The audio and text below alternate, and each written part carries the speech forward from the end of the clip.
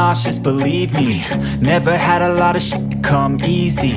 Had to work hard, struggle just to be me. Had to rise up just so they could see me. Did what I had to do just to feed me, and what was left over I